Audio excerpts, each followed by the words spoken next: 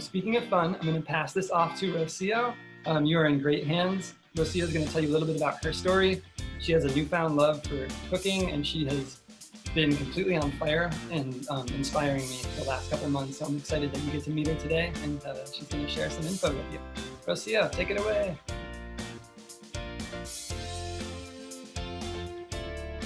Hi everyone, my name is Rocio. I am now going to be a junior at Odyssey, but before we get started, I would like to tell you a little bit about myself and my journey with food. So recently I have developed a passion for cooking, which has sparked my interest in nutrition and healthy living. These past few weeks I have been in the process of transitioning into a healthy, plant-based lifestyle. It has not been the easiest, but I really enjoy challenges and trying new things. So I began by reading nutrition labels and doing my own research on the ingredients that I'm consuming. And then if they're not the healthiest, then I would try to switch them out with plant-based. So far I have felt more energized. I getting more sleep in. I cut off dairy, so my skin is getting clearer. I've been eating more avocado, so my hair has been growing and it's not been falling out as much, which really good. So I would encourage you all to do so. We only have one body, so we need to take care of it. So I am going to get started. So here I have my zucchini. We're going to cut off the ends.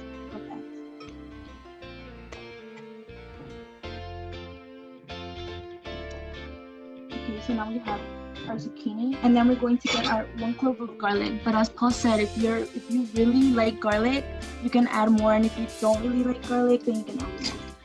So we're going to mince it really fine, or you can make it in big chunks.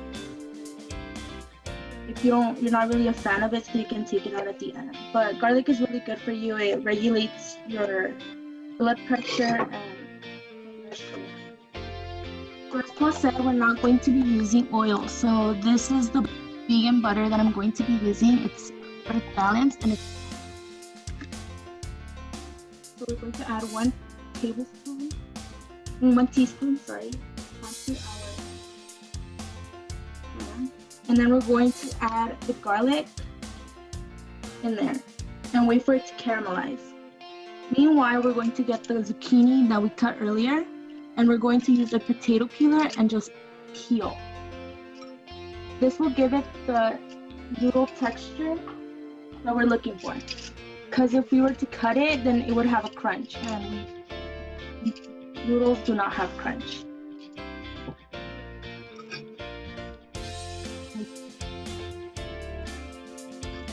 So once we have our noodles already ready, I will toss them in here, and we're going to saute them. So the only difference between this and regular noodles is that we don't have to add water. We're going to saute them, and you're just going to flip them around. You can cover them up too, so they can cook a little faster. I have my stove on medium, so it is going to be a little faster. So now it is ready.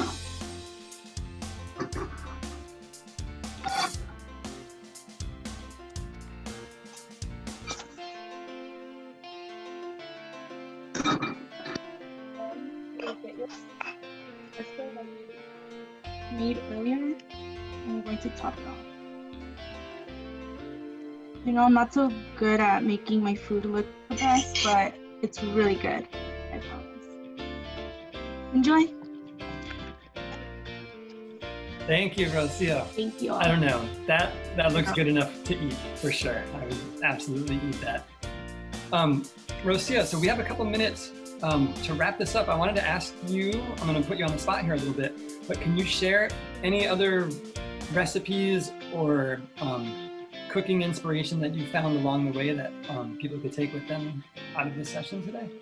Yes, so Paul, I think you remember, but you shared a nacho cheese earlier, and I'm going to go read the recipe. I want you all to know I wasn't really putting in a plug for that particular recipe. I'm glad that you really good. It tastes just like cheese. And my parents are not so plant-based, They're more like, meats and dairy. And when I didn't tell them this was plant-based, so when they tasted it, they were really amazed. So I think I'm kind of leading them into a more plant-based. Awesome. Yeah, that was a question that somebody had for you before. Is your family on that journey with you? No. You talk for a minute about any challenges that you might have with that? Yes. So I grew up and I'm still in a Hispanic household.